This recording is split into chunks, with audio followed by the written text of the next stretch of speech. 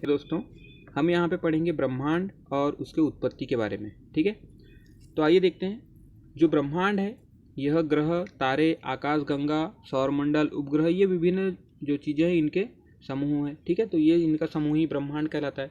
और ब्रह्मांड का अध्ययन कॉस्मोलॉजी कहलाता है।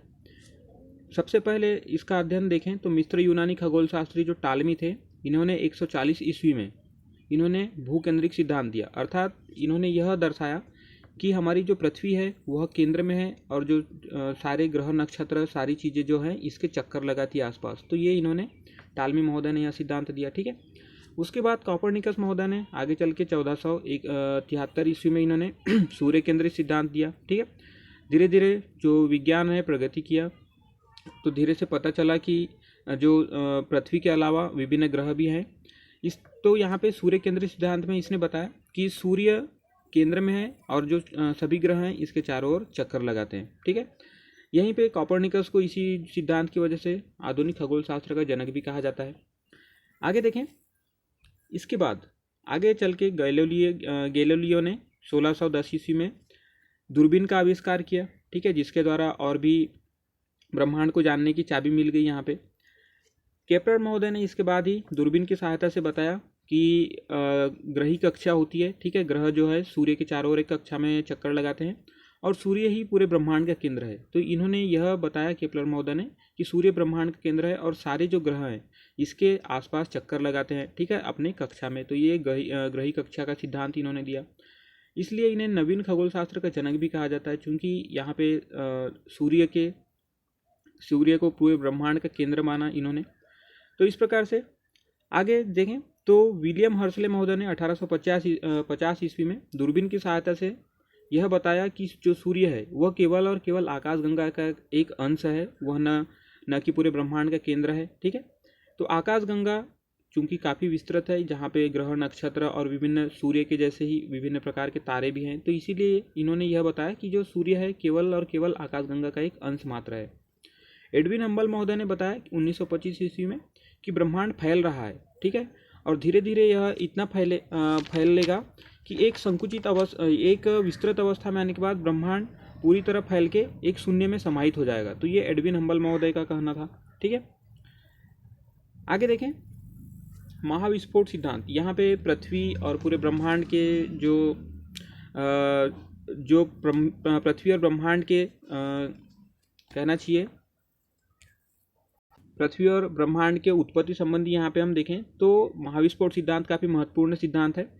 इसका प्रतिपादन जॉर्ज लेमिनतेयर ने किया था, परंतु इसको व्याख्यायित करने का काम या इसके बारे में बताने का कार्य रॉबर्ट वोगनर के द्वारा 1967 में किया गया। ठीक है, तो यहाँ पे जो रॉबर्ट वोगनर महोदय थे, इन्होंने बताया कि जो पहले सभी जो कण हैं, अभी जो हम वर्तमान में पृथ्वी, सूर्य, चंद्रमा इत्यादि सभी जो नक्षत्र वगैरह देखते हैं, यह पहले पूरा ब्रह्मांड जो है एक सूक्ष्म गोलक में समाहित था, जिसका आयतन तो सूक्ष्म था परंतु इसका तापमान और घनत्व अनंत था। और यहाँ पे विस्फोट होने के फलस्वरूप ही धीरे धीरे करके पृथ्वी जैसे सभी ग्रह, तारे और विभिन्न नक्षत्र, इन सभी का निर्माण होना शुरू हुआ। ठीक है, तो ये रॉबर्ट वोगनर महोदय के द्वारा इसका व्याख्यायित किया गया। आगे देखें आकाशगंगा। अब हम आकाशगंगा के बारे में पढ़ते हैं। तो आकाशगंगा पदार्थों के एकत्रण से आकाशगंगा का निर्माण होता है। जिस प्रकार हमने अभी देखा कि महाविस्फोट सिद्धांत के फलस्वरूप विभिन्न प्रकार की जो चीज़ें थी, वो कण थे, पूरे ब्रह्मांड में फैल गए और इन कणों के एकत्रण से ही धीरे धीरे आकाशगंगा का निर्माण हुआ। ठीक है, जहाँ पे हाइड्रोजन गैस की संलयन होती है, वहाँ पे निहारिका का निर्माण होता है। आकाशगंगा के अंतर्गत ही, ठीक है, निहारिका का निर्माण होता है। और पृथ्वी के अगर निकट निहारिका देखें तो सबसे निकट एंड्रोमेडा है और सबसे हल्की अगर निहारिका देखें तो वो है स्वार्ड। और स्वार्ड जो है निहारिका ऐरावत पथ पर स्थित है। ठीक है, तो ये विभिन्न प्रकार के आकाशगंगा के अंदर निहारिकाएं हैं, जिसमें एंड्रोमेडा, स्वार्ड, ये निहारिका ऐरावत पथ पर स्थित है, स्वार्ड नामक निहारिका जो है। ठीक है, आगे देखें मंदाकिनी। आकाशगंगा के अंदर ही जो सौर परिवार होता है, जो सौर परिवार है, ठीक है, तो सौर परिवार आकाशगंगा के अंदर मंदाकिनी नामक एक निहारिका में स्थित है। ठीक है, तो यह मंदाकिनी एक निहारिका है जो कि आकाशगंगा के अंदर स्थित है।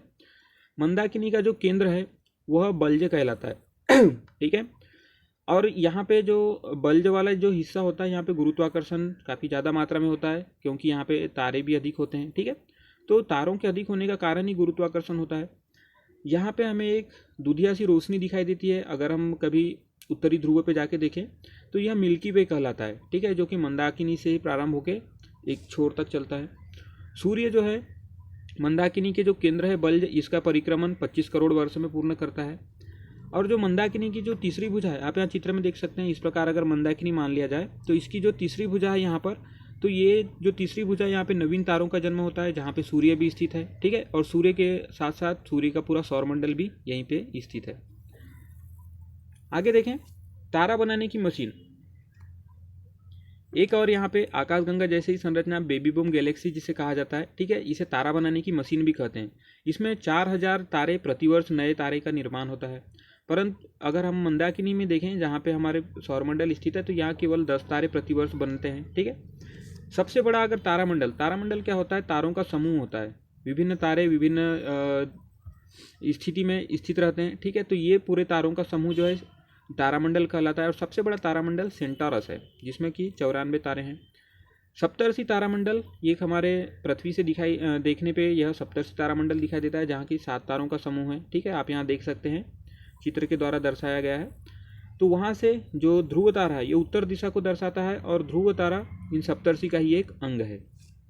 पृथ्वी भी अगर सूर्य की परिक्रमा जब करती है 365 दिनों में, तो यह इस प्रकार के जो तारा समूह हैं, तारामंडल हैं, तो इस प्रकार के 12 तारा समूह से होकर गुजरती है, जिसे विभिन्न प्रकार से हम भारतीय अगर परिप्रेक्ष्य में देखें तो राशियों का नाम दिया जाता है। ठीक है, तो ये जो राशियां हैं ये तारों का समूह ही कहलाती है। तो ठीक है दोस्तों, हमने विभिन्न चर्चाएं की ब्रह्मांड के बारे में। अगर आपको ये जानकारी पसंद आई हो तो इसे शेयर कीजिए। धन्यवाद।